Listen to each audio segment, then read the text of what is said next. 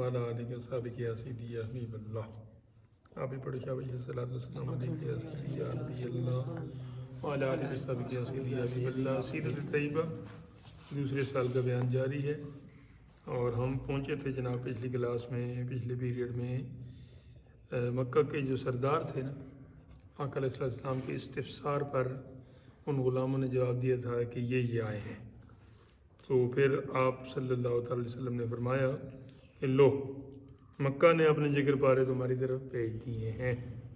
بس حضور اکرم صلی اللہ علیہ وسلم جلدی کوچ کر کے کنوؤں کی طرف آئے، اور جو کنواں بدر کے سب سے قریب تھا اس پر اترے. حضرت حباب ابن منذر نے عرض کیا یا رسول اللہ صلی اللہ علیہ وسلم، جہاں آپ ہیں وہ اچھی جگہ نہیں، آپ ہمیں اس کنویں پر لے چلیں جو قریش کے سب سے نزدیک ہو. میں بدر سے اور اس کے کنووں سے واقف ہوں اچھی طرح. وہاں ایک میٹھے پانی کا کنواں ہے جس کا پانی کبھی ختم نہیں ہوتا. یہ بیان ہو، ہم اس پر ایک حوض بنا لیں گے، اس میں سے پئیں گے اور جنگ کریں گے، اور باقی کنووں کو بند کر دیں گے تاکہ کفار کو پانی نہ ملے. حضرت جبریل علیہ السلام حضور اکرم صلی اللہ علیہ وسلم کی خدمت میں حاضر ہوئی اور عرض کی کہ حباب کی رائے درست ہے. سبحان اللہ. علاوہ ازیں جہاں مسلمان اترے ہوئے تھے وہ نرم ریتلی زمین تھی جس میں آدمیوں کے پاؤں اور چوپایوں کو کور اور سم، کور تو یہ ہو گیا نا، یہ کھریاں جیسے آنکھ نے ایڑی، اور سم یہ آگے سے جو پنجے ہوتے ہیں ایسے، یہ سم دھنستے تھے. اور جہاں کفار ٹھہرے ہوئے تھے انہوں نے وہاں کنویں کھود لیے تھے اور پانی جمع کر لیا تھا. کافی تعداد تھی ان کی. مسلمانوں میں بعض کو غسل جنابت یعنی جو فرضی غسل ہوتا ہے، اور بعض کو وضو کی حاجت تھی اور پیاسے تھے، پانی نہ ملتا تھا. پس شیطان نے ان کے دلوں میں یہ وسوسہ ڈالا کہ تمہارا گمان ہے کہ ہم حق پر ہیں، پیغمبر ہمارے درمیان ہیں اور ہم اللہ کے پیارے ہیں، حالانکہ مشرکین پانی پر قابض ہیں اور تم جنوب وہی جو جنابت کی وجہ سے جنوب ہے. اور محدث، یہ محدث نہیں ہے، اچھا یہاں پہ محدث کا معنی ہے ناپاک. ٹھیک ہے، حدث جو ہے نا وہ پلیتی کو کہتے ہیں. سمجھ آ گئی؟ ہاں جی. پھر ایک بڑی پلیتی ہوتی ہے، ایک چھوٹی ہوتی ہے. بڑی کو حدث اکبر کہتے ہیں، دوسری کو اصغر. ٹھیک ہے. اور اس طرح ایک کا نام غلیظہ ہے اور جو دوسری ہوتی ہے وہ خفیفہ ہوتی ہے. ٹھیک ہے. تو یہ وہ محدث ہونے کی حالت میں نمازیں پڑھتے ہو، پھر تمہیں کس طرح امید ہو سکتی ہے کہ تم ان پر غالب آ جاؤ گے؟ آج جاؤں گے نہیں، آج جاؤ گے. یہ غنہ ختم کر دو، یہ غنہ کاتب کی غلطی ہوئی سے. لیکن ایسی حالت میں یہ آپ خود کر دیں، غنہ کو تو نہیں پتہ لگتا غنہ کیسے. آ جاؤ گے. ایسی حالت میں اللہ تعالیٰ نے ان پر نیند طاری کر دی. صفحہ نمبر 93 آپ کو ملا ہی نہیں. آج ادھر آ جاؤ صحیح کر دو. یہ بات انگلی سے نہیں کرنا نا، آپ پینسل سے کرو. مل گیا؟ ٹھیک ہو گیا. بس ادھر بھی پھر کر لینا، ادھر میں نے کر دیا. ایسی حالت میں اللہ تعالیٰ نے ان پر نیند طاری کر دی جس سے ان کا رنج و تعب دور ہو گیا. تعب کا معنی ہے تھکاوٹ، اکتاہٹ. ٹھیک ہے نا. اور می برسا دیا جس سے انہوں نے پیا یعنی پانی، غسل کیا اور اپنے چوپایوں کو پانی پلایا اور مشقیں بھر لیں. ٹھیک ہے. اور ریت سخت ہو گئی. ویسے ریت جو ہے نا وہ اس میں پتہ نہیں چل سکتا کوئی اور چیز بھی، لیکن جب بارش ہو جائے تو بیٹھ جاتی ہے، جس پر چلنا آسان ہو گیا. اور کفار کی زمین کیچڑ والی ہو گئی. وہ پہلے سمودلی اور بالکل ایزیلی چل رہے تھے، اب وہ سلپ ہو گئی، کیا کہتے ہیں اسے، پھسلن ہو گئی جس پر چلنا مشکل ہو گیا. اس طرح وسوسہ شیطانی جاتا رہا. اچھا، اس کا وسوسہ بھی دھل گیا. یہ سارے کا بیان سورہ الانفال میں اللہ تعالیٰ جل وعلا نے بڑے احسان کے طور پہ بیان کیا ہے. سورہ الانفال کے دوسرے رکوع کی پہلی آیت میں یہی چیز بیان ہوئی ہے. اچھا، اس طرح وسوسے شیطانی جاتا رہا اور اطمینان حاصل ہو گیا. غرض حضور اکرم صلی اللہ علیہ وسلم اور آپ کے اصحاب وہاں سے چل کر کفار سے پہلے آب بدر پر پہنچ گئے. آب بدر کا معنی ہے بدر کے آپ کا کیا معنی ہے؟ پانی. ٹھیک ہے، فارسی میں آپ پانی کو کہتے ہیں. ٹھیک ہے، آب زمزم، زمزم کا پانی. کئی لوگ کہتے ہیں جی میں نے آب زمزم کا پانی پیا ہے. وہ آپ کا معنی پانی ہے. ایک بار کہو، یا زمزم کا پانی کہو یا آب زمزم کہو.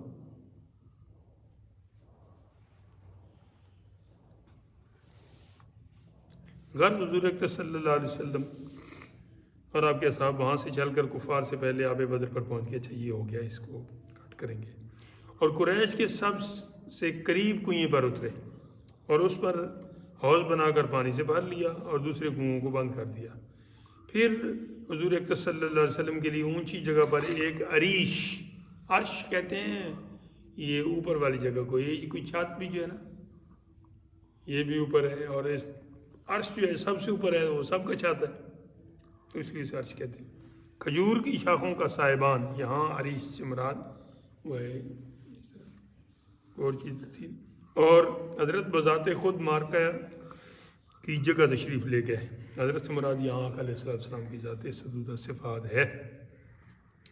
اور دست مبارک کے اشارے سے فرماتے تھے یہ فلاں کافر کے مارے جانے کی جگہ ہے اور یہ فلاں کافر کے قتل ہونے کی جگہ ہے. لیکن اب ادھر سورہ لقمان کی آخری آیت میں اللہ تعالیٰ فرماتا ہے کوئی نفس یہ نہیں جانتا کہ وہ کہاں مرے گا، کل کیا کرے گا. لیکن یہاں حضور علیہ السلام ایک دن پہلے بتا رہے ہیں کہ فلاں فلاں مرے گا، اور بعد میں صحابہ نے تحقیق کی، کہتے ہیں ایک بال کے سر کے برابر بھی آگے پیچھے نہیں تھا جو جگہ سرکار نے بتائی تھی. تو یہ مطلب نہیں کہ قرآن پاک اور آپ کا یہ ارشاد مبارک آپس میں کوئی متضاد ہیں، ان کو برعکس ہیں، ایسی بات نہیں. وہ جو ادھر اللہ تعالیٰ نے فرمایا نا، اس کا مطلب یہ ہے کہ جب تک میں نہ بتاؤں کوئی اپنے زور زبردستی یہ غیب کا علم حاصل کر سکتا، اور جب میں عطا فرما دوں تو پھر میں عطا فرما سکتا ہوں. میرا ذاتی ہے اور جس کو میں دوں گا وہ اس کا عطائی ہو جائے گا. ٹھیک ہے، تو اسی عطائی کے بیان آقا علیہ السلام نے یہاں فرمایا کہ یہ کال اس طرح ہوں گے. اللہ تعالیٰ نے بتایا تھا، آپ نے اپنی اٹکل سے نہیں سیکھا تھا. لیکن جو اٹکل سے بتائے جانے کو بھی نہ مانے تو پھر خدا ہی اسے مانے.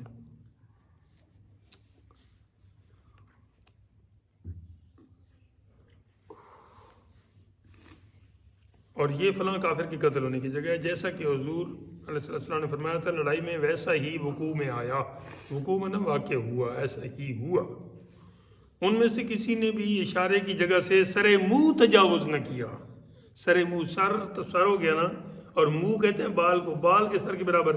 یہی لفظ پہلے میں آپ کو بتا چکا ہوں کہ صحابہ نے دیکھیں وہ کتنی ان کا یقین تھا. یہ سب کچھ جمعہ کی رات بتاریخ 17 ماہ رمضان مبارک میں واقع ہوا. کفار کیچڑ کے سبب سے اپنی جگہ سے آگے نہ بڑھ سکے. حضرت یعنی میرے آقا علیہ السلام ماں صدیق اکبر عریش میں داخل ہوئی ہے.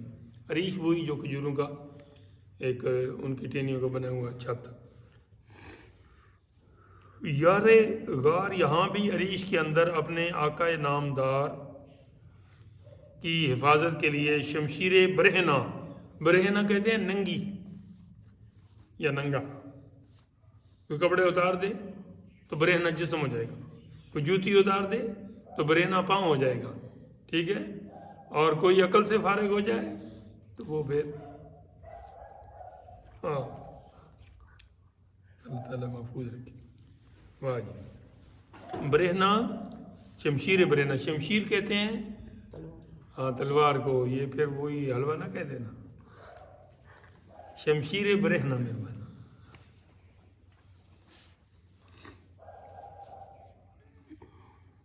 علم کی ہوئی تھا، ایسے نا جیسے جھنڈا اٹھاتے ہیں ایسے آپ نے تلوار اٹھائی تھی.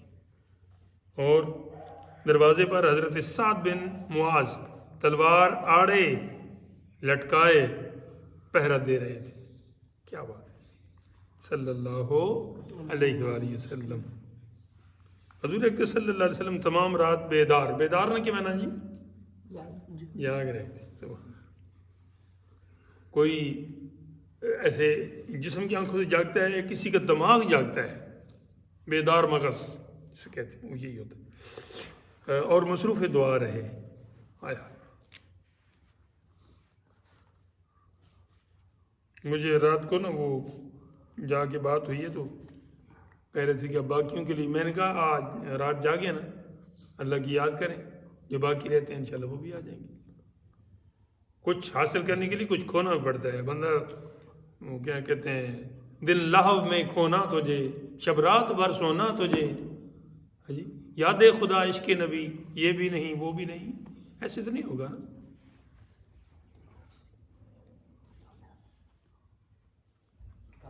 اچھا، صبح ہوئی تو لوگوں کو نماز کے لیے آواز دی.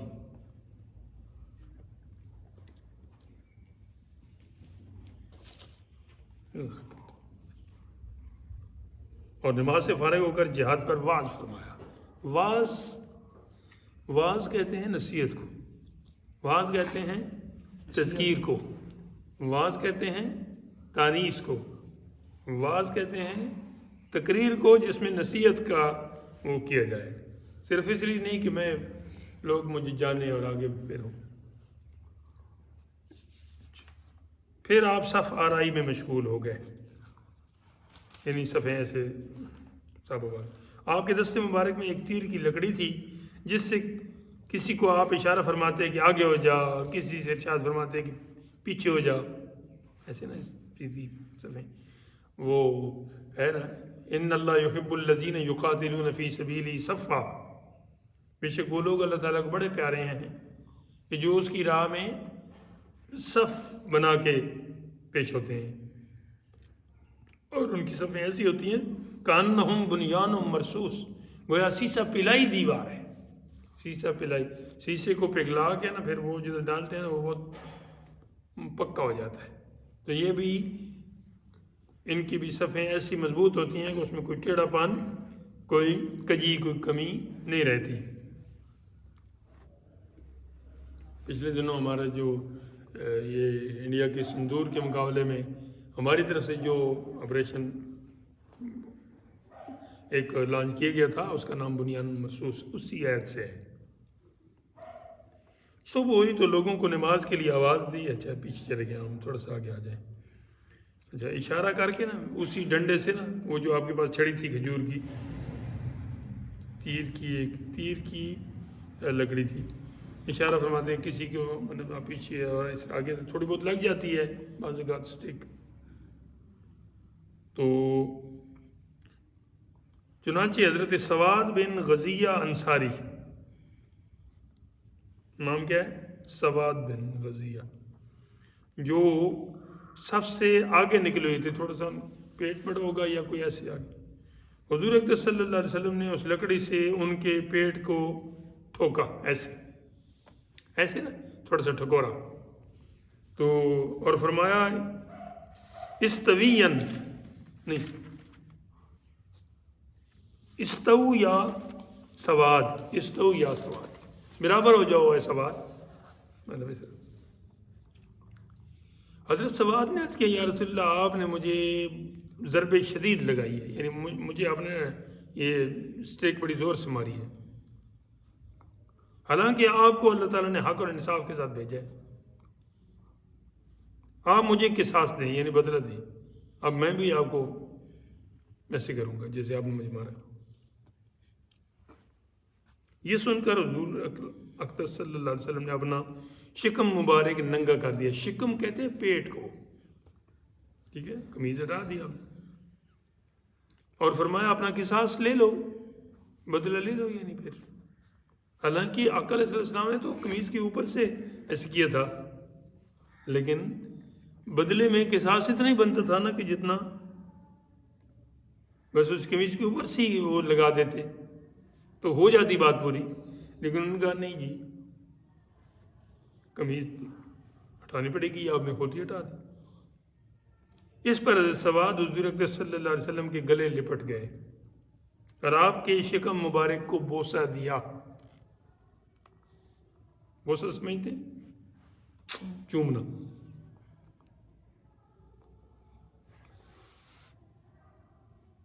ایک ہوتا ہے چومنا، ایک ہوتا ہے یہ ہے نا چومنا. اس طرح بھی کرو تو اللہ معاف کرے، کچھ ہو جاتا ہے، پتہ نہیں. ایک دلچسپ واقعہ ہے لیکن نہیں کرتے. چلے آگے چلیں، چھوڑیں. بوسہ دیا حضور صلی اللہ علیہ وسلم نے پوچھا سواد تو نے ایسا کیوں کیا؟ سواد نے عرض کی یا رسول اللہ موت حاضر ہے، میں نے چاہا کہ آخر میں میرا بدن آپ کے بدن عطر سے مس کر جائے. مس کا معنی ہے اٹیچ ہو جانا، لمس. یہ سن کر آپ نے ان کے لیے دعائے خیر فرمائی اور اس نے معاف کر دیا. اس میں کیا بات تھی. اسی اثناء میں مشرکین بھی نمودار ہوئی ہے. نمودار مطلب ظاہر ہوئی ہے.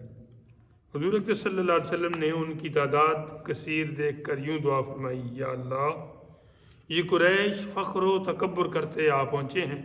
ظاہر ہے ادھر تو 300 سے کچھ اوپر تھے اور ادھر تقریباً 950.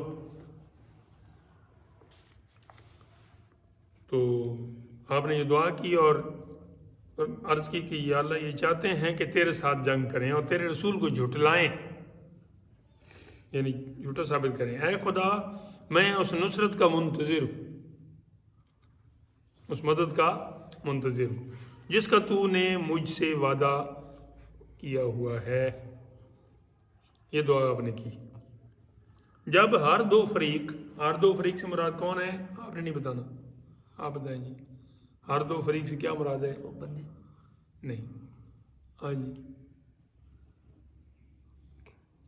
کوئی اور؟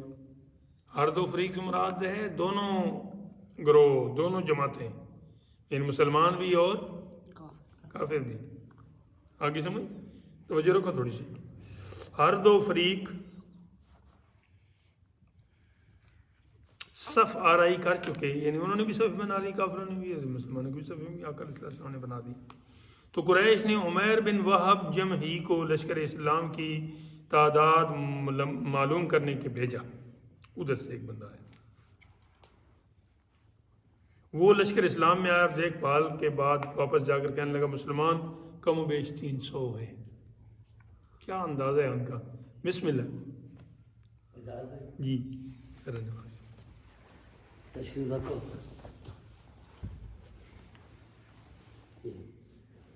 الحمد للہ رب العالمین. سرکار درانے بازی آپ میرے خیال تشریف فرما والا پھر بچے بھی بڑے ملاقات کر کے جی ٹھیک ہے. نہیں تو سب ملاقات ہو گئی جی. اچھا ہو گئی بات. تو کفار کی جاسوس نے دیکھا نا لشکر، تو اس نے واپس جا کے بتایا کہ وہ تقریباً کم و بیش 300 ہیں.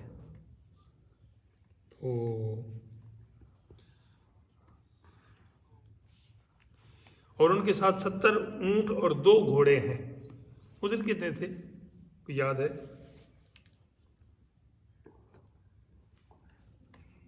چلیں دیکھ لینا. اے گروہ قریش میں نے دیکھا کہ ان کے اونٹوں کے پالان موتوں کو اٹھائے ہوئے ہیں، یعنی یہ ان پر سوار ہو کے آئے ہیں لیکن واپس جانے کے نہیں. یثرب کے آبکش اونٹ زہر قاتل سے لدے ہوئے ہیں. پانی پینے والے اونٹ، زہر قاتل، ایسی زہر جس سے بندہ مر جائے، یعنی ایسے سواروں کو اٹھا کے لائی ہے کہ جنہوں نے واپس نہیں جانا. ان کو اپنی تلواروں کے سوا اور کوئی پناہ نہیں. وہ گونگے ہیں، کلام نہیں کر سکتے، اور سانپوں کی طرح زبانیں منہ سے نکلاتے ہیں. یہ اس کے الفاظ ہیں. کس کے؟ عمیر ابن وہب کے. اللہ کی قسم میری رائے میں ان میں سے ایک شخص بھی قتل نہیں ہو سکتا تا وقت کہ تم میں سے ایک کو قتل نہ کر لے. یعنی یہ بات ہے، ہیں وہ تھوڑے لیکن ارادے ان کے بڑے خطرناک ہیں. بس جب وہ تم میں سے اپنی تعداد کے برابر قتل کر دیں گے تو اس کے بعد تمہارا جینا کیسا ہوگا. یعنی وہ 300 ہیں تو تمہارے بھی کم از کم 300 ماریں گے. اس لیے تم آپس میں مشورہ کر لو، یعنی کوئی اگر درمیانی کوئی راہ نکلتی ہے تو. جب حکیم بن حزام نے یہ سنا، حکیم بن حزام کے بارے میں نے آپ کو بتایا تھا شروع میں کہ یہ حضرت سیدہ ام المومنین خدیجہ الکبریٰ کے کزن ہیں، اور انہوں نے حضرت زید بن حارثہ کو خرید کے لایا تھا اور اپنی کزن کو شادی کے موقع پہ یا کچھ دن پہلے تحفہ دیا تھا، اور انہوں نے پھر آقا علیہ السلام کی بارگاہ میں شادی کے بعد وہ پیش کر دیے زید بن حارثہ، اور پھر آقا علیہ السلام نے ان کے والد اور چچا جس دن آئے تھے اس دن کے بعد پھر ان کو اپنا منہ بولا بیٹا قرار دیا تھا کہ یہ والد کے ساتھ نہیں گئے ہیں، اور بعد میں پھر اللہ تعالیٰ کو منظور یہ ہوا کہ یہ رسم ختم کی جائے، یہ منہ بولا بیٹا بھی پھر وارث بن جاتا ہے، عرب کی یہ ریت تھی، تو پھر فرمایا تھا ادعوہم لآبائہم، تو پھر وہ دوبارہ زید بن حارثہ کہلائے تھے، تو پھر ان کے دل میں پریشانی آئی تھی کہ یہ پہلے آقا علیہ السلام کے ساتھ مطلب نام لگا تھا، والد کو بھی چھوڑ دیا اور ادھر سے بھی نام ہٹ گیا، تو پھر یہ واحد صحابی بنے کہ جن کا نام قرآن پاک میں اللہ تعالیٰ نے شامل کر کے قیامت تک کے لیے امر کر دیا کہ زید تو پریشان نہ ہو، تو میرے حبیب کے ساتھ لگا ہے، تو اب تیرا نام ہم نے ایسی جگہ لگا دیا ہے قیامت تک کوئی بھی قرآن پاک کی تلاوت اس وقت تک مکمل نہیں کر سکتا جب تک تیرا نام نہ لے۔ تو یہ وہ تھے حکیم بن حزام۔ حکیم بن حزام 40 دن پہلے مسلمان ہوئے تھے، آقا علیہ السلام کے وصال شریف سے 40 دن پہلے ایمان لائے، لیکن اس وقت تو ادھر سے آئے ہوئے تھے نا، کفار کی طرف سے۔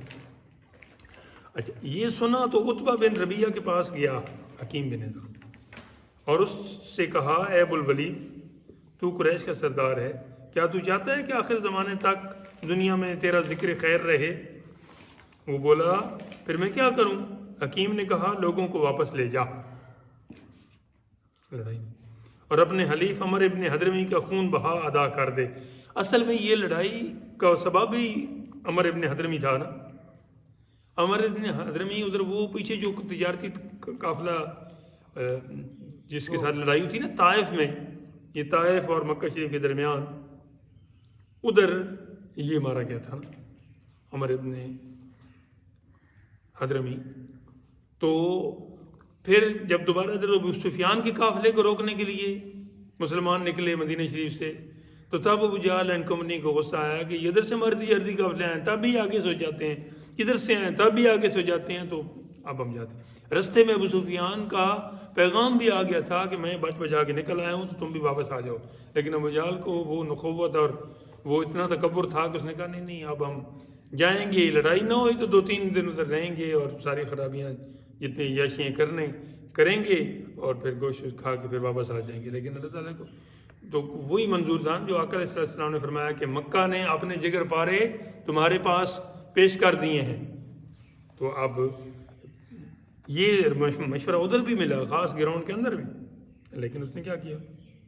عتبہ نے کہا بے شک وہ میرا حلیف تھا، اس کا خون بہا اور اس کا نقصان مال جو ہوا وہ سب میرے ذمہ ہے، یعنی میں راضی ہوں کہ لڑائی نہ ہو۔ تو ابن حنظلیہ، اسی کو نا ابو جہل کو کہتے ہیں، اس کے پاس جاؤ، وہ کیا کہتے ہیں؟ کیونکہ وہی ہے جس کی طرف سے مجھے اندیشہ ہے کہ لوگوں میں لڑائی کرا دے، یعنی وہ بڑا جھگڑالو ہے، اور وہ کوئی ایک آدھ ہوتا ہے نا ایسا، سارے برے نہیں ہوتے، سارے اچھے بھی نہیں ہوتے، تو یہاں اس کا زیادہ دخل تھا۔ اس لیے میرے آقا علیہ السلام نے فرمایا کہ اس امت کا فرعون جو ہے نا، میری امت کا جو فرعون ہے وہ ابو جہل ہے۔ تو فرعون ادھر دیکھیں نا، حضرت موسیٰ علیہ السلام کے مقابلے میں سب قوم کو جو لیڈ کر رہا تھا تو وہ فرعون تھا، ادھر بھی یہ تھا۔ تو پھر عتبہ نے کھڑے ہو کر یوں تقریر کی، اے گروہ قریش، اپنے وہ کافروں کے لشکر کو، محمد اور اس کے اصحاب صلی اللہ علیہ وسلم کے ساتھ لڑنے سے کچھ فائدہ نہیں، خدا کی قسم اگر تم محمد صلی اللہ علیہ وسلم کو قتل کرو گے تو تم میں سے ہر ایک کو ان میں اپنے چچیرے بھائی کے قاتل یا ماموزاد بھائی کے قاتل یا اپنے خاندان کے کسی شخص کے قاتل کا منہ ہر وقت دیکھنا پڑے گا، ٹھیک ہے؟ یعنی اگر تم نے ان پر ہاتھ کھینچا اور ہاتھ دراز کیا تو پھر جو ان کی جانثار ہیں وہ بھی اس سے خاموش نہیں رہیں گے، تو تمہارے پھر یہ سارے جو میں نے رشتے گنوائے ہیں ان کے بھی پھر خیر بھی نہیں، اور مزے کی بات ہے کہ یہ تمہارے وہ کچھ پرائے تو ہیں نہیں۔ تو اس لیے لوٹ چلو اور محمد اور باقی عرب کو خود آپس میں سمجھ لینے دو، یعنی وہ اپنے بارے میں بہتر فیصلہ کریں گے جو بھی۔ حکیم مذکور یعنی حکیم بن حزام کی بات ہو رہی ہے، کا بیان ہے کہ میں ابو جہل کے پاس گیا، کیا دیکھتا ہوں کہ ابو جہل نے زرہ دان میں سے اپنی زرہ نکالی ہوئی ہے، زرہ جو مطلب جسم کے اوپر ڈالتے ہیں نا تاکہ وہ بچاؤ ہو سکے، دفاع ہو سکے، تو اسے زیتون کے تیل کی چٹک مل رہا ہے، ایسے نا مالش کر رہا ہے اس کی۔ میں نے کہا ابو الحکم، یہ اس کی کنیت تھی، علیہ السلام نے اسے ابو جہل فرمایا تو ابو جہل ہی مشہور ہو گیا۔ عتبہ نے مجھے ایسا ایسا کہہ کر تیرے پاس بھیجا ہے۔ کون کہتا ہے؟ حکیم بن حزام۔ تو ابو جہل نے کہا خدا کی قسم، اب دیکھیں یہ خدا کو مانتے ہیں، اللہ کو مانتے ہیں، لیکن ساتھ اس کی شریک بھی بناتے ہیں، بتوں کو بھی اور دوسرے۔ یہ نہیں کہ اللہ کے وجود کو ہی نہ مانے، دہریہ وہ ہوتا ہے جو اللہ کے وجود سے انکاری ہے، وہ اس مشرک سے بھی آگے ہے، مشرک کے ساتھ ہی بنتا ہے، کیونکہ مشرک بھی ویسے ہی حرکت کر رہا ہے، وہ تو سرے سے مانتا ہی نہیں، اور یہ مانتا ہے تو پھر بھی نہیں ماننے کے برابر ہے نا، کہ جب دوسروں کو جو شریک ٹھہرا رہا ہے تو پھر اللہ تعالیٰ کی یہاں پہ معاذ اللہ ذات کی تقدس تو نہ رہا نا۔ اچھا، تو خدا کی قسم محمد اور اس کے اصحاب کو دیکھ کر اس کا سینہ پھول گیا ہے، یعنی بزدل ہو گئے۔ یہ حکیم بن حزام کو ابو جہل کہہ رہا ہے کہ عتبہ کا سینہ پھول گیا جس نے پیغام بھیجا تھا۔ خدا کی قسم ہم ہرگز واپس نہ ہوں گے یہاں تک کہ اللہ اور ہمارے اور محمد کے درمیان فیصلہ کر دے۔ عتبہ بزدل تو نہیں ہے، مگر اس نے دیکھا کہ محمد اور اس کے اصحاب چند اونٹوں کا گوشت کھانے والے ہیں، اور ان میں ان کا بیٹا ابو حذیفہ ہے، اس کے بارے میں وہ تم سے ڈر گیا ہے۔ پھر ابھی ابو جہل جو ہے یہ تو مسلمان نہیں ہوتا، لیکن اس کا بیٹا بھی بعد میں مسلمان ہو گیا، ذکرمہ جو ہے، ٹھیک ہے، اور بیٹی بھی غالباً۔ تو اس طرح عتبہ کا بیٹا بھی ہو گیا تھا، تو یہ اس کی طرف اشارہ کر رہا ہے نا۔ اچھا، وہ تم سے ڈر گیا۔ پھر ابو جہل نے عامر بن حضرمی کو کہلا بھیجا کہ تیرا حلیف، یہ وہ جو پچھلا تھا نا وہ تو عمر بن حضرمی تھا نا، تو یہ اس کا بھائی تھا۔ عامر بن حضرمی کو کہلا بھیجا کہ تیرا حلیف عتبہ چاہتا ہے کہ لوگوں کو ہٹا لے جائے اور تو قصاص چاہتا ہے، اس لیے اٹھ اور اپنے بھائی کا قصاص اور عہد و پیمان یاد دلا۔ اس پر عامر مذکور اٹھا اور اپنے ایسے نا تھوڑی سی شلوار کو ہٹا کر نا ننگے کر کے چلایا، تھوڑی سی ایسے کپڑا یہاں سے ہٹا کے جی، تو کہتے واہ امرا ہو، واہ امرا ہو یا عمرا ہو، عمر ابن حضرمی ہے تو پھر عمر ہی ہے۔ یہ جو لفظ عمر ہوتا ہے نا، اس کے بعد واو آئے تو عین پر پھر زبر پڑھنا، عمر، ٹھیک ہے۔ عمر ابن سعد، عمر ابن ابی وقاص، یہ عمر ابن سعد خبیث کا نام آگے، یہ ادھر کربلا میں تھا۔ سعد تو سعد بن ابی وقاص صحابی رسول ہیں، عشرہ مبشرہ میں شامل ہیں، کفر پر پہلا تیر چلانے والے آپ ہیں، لیکن بیٹا ایسا خبیث نکلا۔ تو عمر ابن ابی وقاص، عمر ابن عاص، یہ تب عمر پڑھیں گے کہ جب اس کے بعد واو آئے، لفظ عمر لکھے نا تو بعد واو، اگر واو نہ ہو، یہ واو ہوتی ہے نشانی کے لیے، عمر اور عمر کے درمیان فرق کرنے کے لیے، جب یہ واو نہیں ہوگی پھر عمر پڑھیں گی، حضرت عمر فاروق، ٹھیک ہے، اس طرح۔ تو یہاں پہ امرا ہوا ہے کیونکہ اس کے بعد واو ہے، ادھر نہیں ہے لیکن پیچھے ہے، واہ امرا ہو، واہ امرا ہو، یعنی ہائے عمر، امر اور ہائے امر۔ یہ دیکھ کر لوگوں کی رائے بدل گئی جب عتبہ کو معلوم ہوا کہ ابو جہل نے اس کی نسبت یہ الفاظ، یعنی اللہ کی قسم اس کا سینہ پھول گیا اور وہ بزدل تو نہیں تھا۔ یہ کھڑکیاں بند کر دے رہا، اس نے اپنی انٹری ڈالنی ہوتی ہے نا۔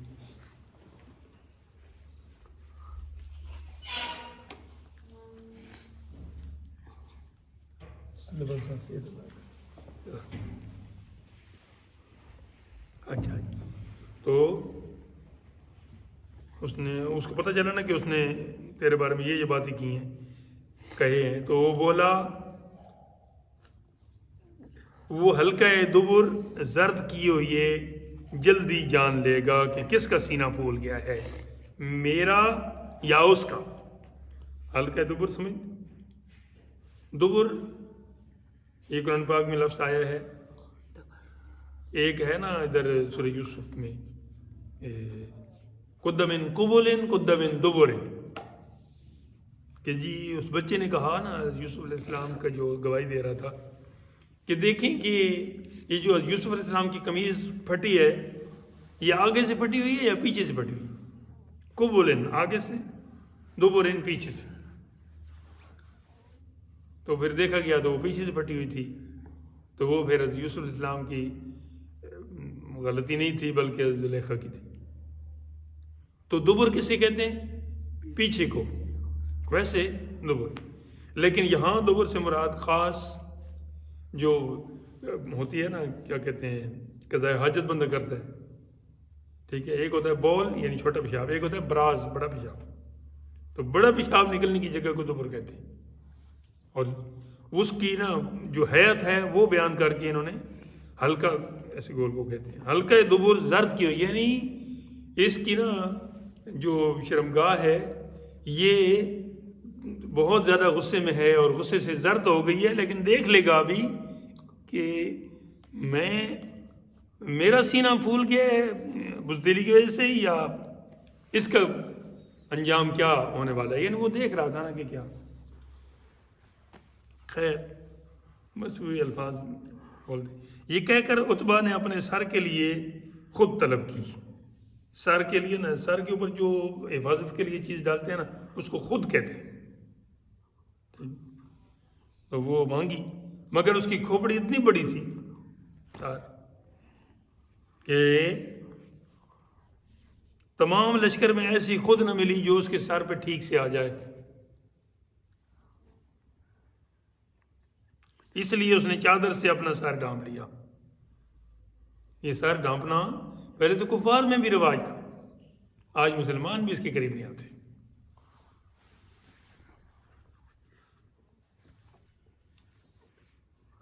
قضاء حاجت کے وقت سر ڈانپنا، روٹی کھاتے وقت سر ڈانپنا، عام حالات میں سر ڈانپنا،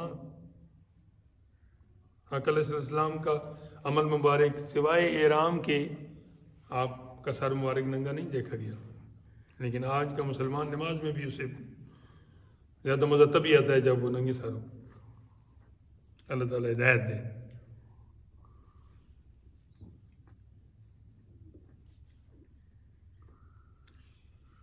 اس طرح قریش آمادہ جنگ ہو گئے۔ عتبہ نے عمیر بن واب سے کہا کہ جنگ کرو، اس لیے وہ 100 سوار لے کر حملہ آور ہوا۔ یہ عمیر بن واب وہی تھا نا جو ادھر دیکھ کے آیا تھا لشکر۔ مسلمان اپنی صف پر قائم رہے۔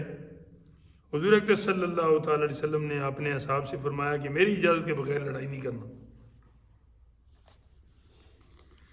کیا کہنے، سپہ سالار میرے سرکار۔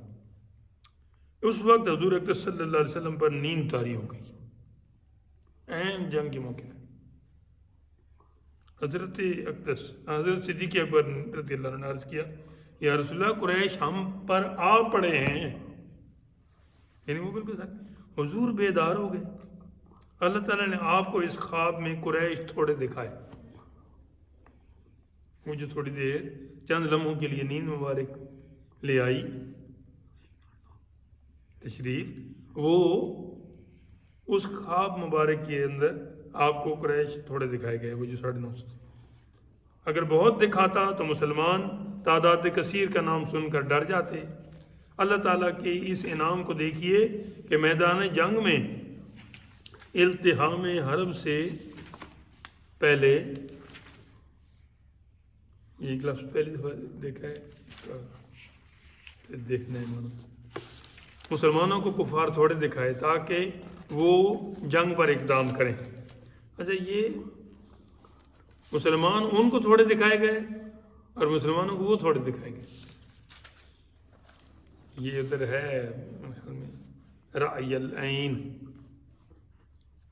سورہ الاحزاب میں بھی اس کا بیان ہے، اور ادھر شروع میں بھی کوئی ہے اس میں سورہ آل عمران کے دوسرے رکوع میں مجھے کچھ یاد آ رہا ہے. قد کان لکم آیۃ فی فئتین التقطا فئۃ تقاتل فی سبیل اللہ واخری کافرۃ یرونہم مثلہم رأی العین. اس میں اس آیت میں یہی بیان ہے. سورہ آل عمران کے دوسرے رکوع کی تقریباً تیسری آیت ہوگی, دیکھ لینا. اور سورہ الاحزاب 21ویں پارے میں بھی اس کا بیان ہے. ٹھیک, تو تاکہ وہ جنگ پر اقدام, اور کفار کو مسلمان تھوڑے دکھائے. ادھر سرکار پاک کو خواب کے عالم میں کفار تھوڑے دکھائے گئے, اور کفار کے وہ جو ان کی نظر میں ایک تو آیا تھا نا, اس نے کہا تھا 300, لیکن باقی جو پیچھے تھے ان کو تھوڑے نظر آ رہے تھے, جس سے انہوں نے لڑنے میں بہت کوشش نہ کی. ان کا یہ تھوڑے سی ہیں بس. مسلمانوں میں سے جو سب سے پہلے لڑائی کے لیے نکلا وہ حضرت عمر فاروق کا آزاد کرتا غلام مہجا نام تھا, جسے عامر بن حضرمی نے تیر سے شہید کیا. عامر بن حضرمی کے بھائی کی وجہ سے یہ جنگ لڑی جا رہی تھی, عامر بن حضرمی سے. وہ مسلمانوں میں پہلا قتیل تھا.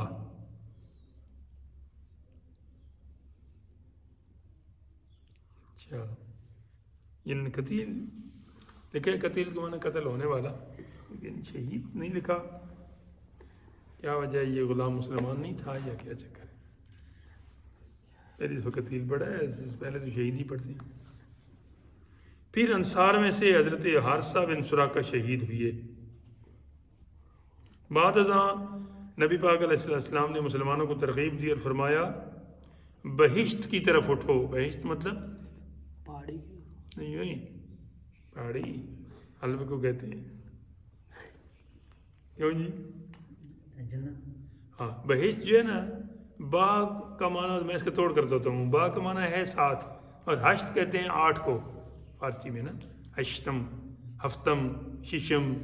ٹھیک ہے, تو چونکہ جنت کے دروازے 8 ہیں تو اس کو پھر بہشت کہتے ہیں. میری نظر میں یہ ہے, پتہ نہیں اس کی نام کے پیچھے وجہ کیا ہے. بہشت کی طرف اڑو یعنی جنت کی طرف چلو. سارے الی مغفرۃ من ربکم وجنت, کوشش کر کے جاؤ اپنے رب کی مغفرت کی طرف اور جنت کی طرف. یہ اللہ تعالیٰ فرماتا ہے. تو آقا علیہ السلام بھی وہی فرما رہے ہیں. اچھا, بہشت کی طرف اٹھو جس کا عرض جو ہے نا, عرض کہتے ہیں چوڑائی کو, اور طول لمبائی کو. کہ فرمایا کہ جس کا عرض آسمان و زمین کی برابر ہے. اللہ تعالیٰ 2 جگہ قرآن پاک میں بیان فرماتا ہے. ایک جگہ فرماتا ہے کعرض السماء والارض, زمین و آسمان کی برابر ہے جنت کی چوڑائی. اور ایک جگہ فرماتا ہے ارض السماوات والارض, ایک دفعہ 4تھے پارے میں اور ایک دفعہ 27ویں پارے میں. یعنی شروع سے بھی 4تھے پارے میں بھی آئی ہے, اور آخر سے آئے تو پھر بھی 4تھے پارے میں آئی ہے. وہ 27ویں بنتا ہے اور یہ 4تھا بنتا ہے, دونوں طرف سے 4تھا بنتا ہے. یہ سن کر حضرت عمیر بن حمام انصاری بولے اللہ یا رسول اللہ, بہشت جس کا عرض آسمان و زمین ہے. آپ نے فرمایا ہاں. تب حضرت عمیر نے کہا واہ واہ. رسول اللہ صلی اللہ علیہ وسلم نے پوچھا تو نے واہ واہ کیوں کی؟ حضرت عمیر نے عرض کی یا رسول اللہ فقط اس توقع پر کہ میں اہل بہشت سے ہو جاؤں, اس امید پر.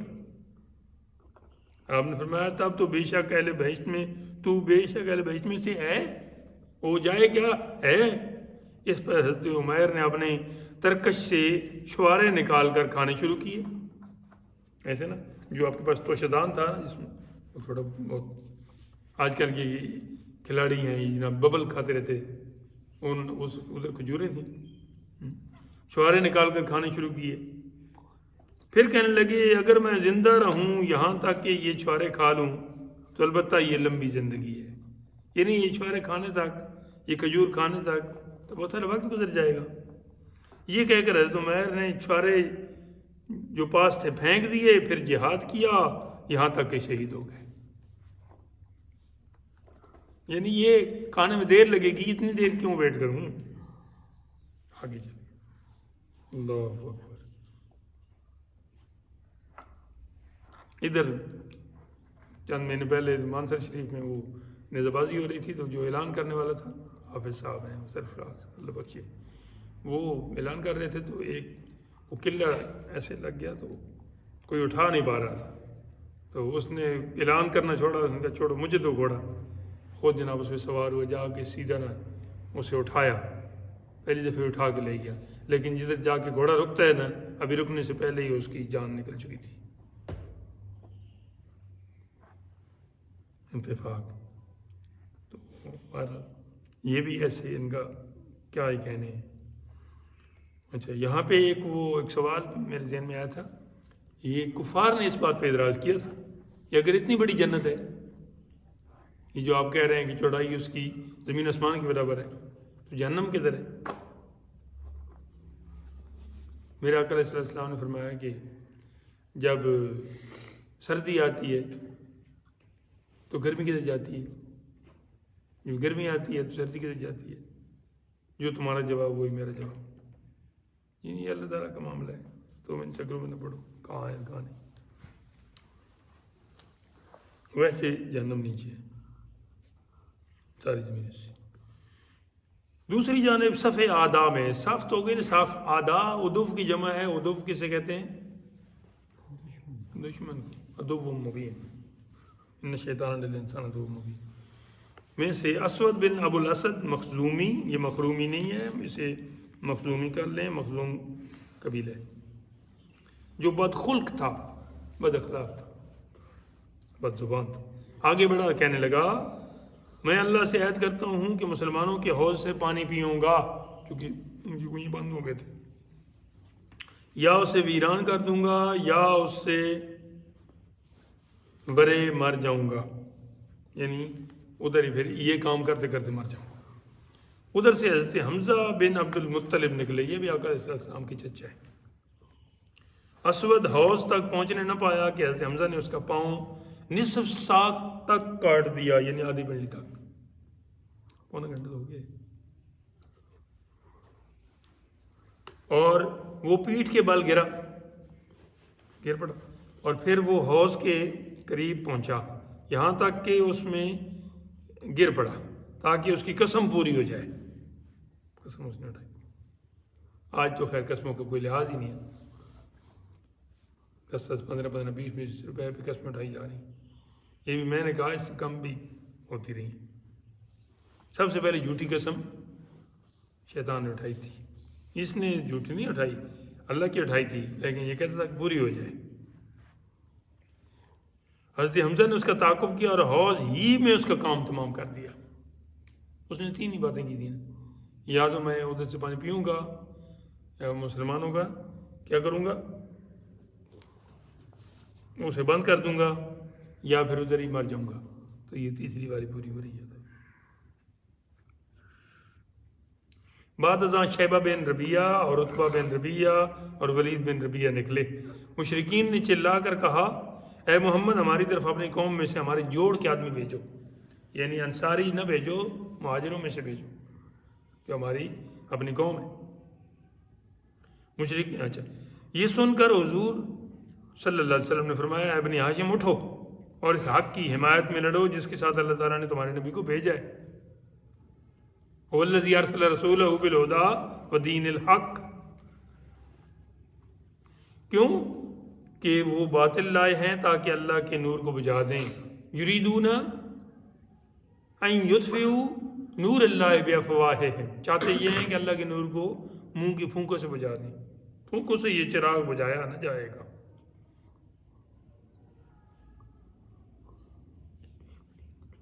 یریدون لیطفئوا بھی آیا ایک جگہ بلکہ 2 جگہ۔ پس حضرت حمزہ جس کے سینے مبارک پر بطور نشان شتر مرغ کا پر بنا ہوا تھا، اور علی بن ابی طالب اور عبیدہ بن مطلب بن عبد مناف دشمن کی طرف بڑھے۔ یہ 3 بندے، ایک حضرت سیدنا امیر حمزہ، دوسری حضرت مولا علی اور تیسری عبیدہ بن مطلب، کیونکہ انہوں نے ڈیمانڈ کی تھی کہ اپنے ہمارے جوڑ کے بھیجیں، اور ان کے سروں پر خود تھے، وہی خود جو سیفٹی کے لیے ہوتے۔ عتبہ نے کہا تم بولو تاکہ ہم پہچان لیں، اس نے آواز دی کہ تم بولو تاکہ ہمیں پتہ چلے کہ تم کون ہو، کہیں ان میں سے پھر تو نہیں آ گئے۔ حضرت حمزہ نے کہا میں حمزہ بن عبد المطلب شیر خدا اور شیر رسول ہوں. حضرت علی شیر خدا ہیں، حضرت حمزہ شیر خدا بھی ہیں، شیر مصطفیٰ بھی ہیں. عتبہ بولا یہ اچھا جوڑ ہے، اب مقابلے کا مزہ آئے گا، مقابلے کی بات آئی. میں حلیفوں کا شیر ہوں. پھر اس نے اپنے بیٹے سے کہا ولید اٹھ. پس حضرت علی کرم اللہ تعالی وجہہ ولید کی طرف بڑھے اور ایک نے دوسرے پر وار کیا، مگر حضرت علی نے اس کو قتل کر دیا. پھر عتبہ اٹھا اور حضرت حمزہ کی طرف حضرت حمزہ اس کی طرف بڑھے اور اسے قتل کر دیا. پھر شیبہ اٹھا اور حضرت ابو عبیدہ جو اصحاب میں سے عمر میں سب سے بڑے تھے اس کی طرف بڑھے. شیبہ نے تلوار کی دھار حضرت عبیدہ کے پاؤں پر ماری جو پنڈلی کے گوشت پر لگی اور اسے کاٹ دیا. پھر حضرت حمزہ اور حضرت علی شیبہ پر حملہ آور ہوئی اور اسے بھی قتل کر دیا. یعنی کفار کے تینوں ہی قتل ہو گئے اور ادھر نہیں. اور حضرت عبیدہ کو اٹھا کر حضور اکرم صلی اللہ علیہ وسلم کی خدمت میں لائے. حضرت عبیدہ نے کہا اگر ابو طالب اس حالت میں مجھے دیکھتا تو مان جاتا کہ میں اس کی نسبت اس کے شیر ذیل کا زیادہ مستحق ہوں. انہوں نے کیا شعر پڑھا تھا؟ یہ شعر پڑھا تھا کہ ہم محمد کو حوالہ نہ کریں گے یہاں تک کہ ان کے گرد لڑ کر مر جائیں. یعنی ابو طالب نے یہ شعر پڑھا تھا حضرت علی کے والد نے کہ ہم ان کی حفاظت نہیں کریں گے کہ جب تک ہم زندہ ہیں تب تک ان کو کوئی گزاند نہیں پہنچا سکتا، نقصان نہیں پہنچا سکتا. تو وہ تو پہلے چلے گئے، لیکن میں نے یہ ان کی جو الفاظ تھے ان کو عملی جامہ پہنا دیا ہے کہ میں مرنے لگا ہوں، لیکن مرنے تک میں نے رسول اللہ صلی اللہ علیہ وسلم تک کسی کو نہیں آنے دیا. یہ ہے وہ جو کہتے ہیں نا کہ شعر کا زیادہ مستحق. اور اپنے بیٹوں اور بیویوں کو بھول جائیں، یعنی میرے سارے ہیں لیکن مجھے ان کی پرواہ نہیں، بلکہ میں ان پہ قربان ہو رہا ہوں. میرے خیال میں کافی یہاں تک، پھر انشاءاللہ یہاں سے آگے چلیں گے.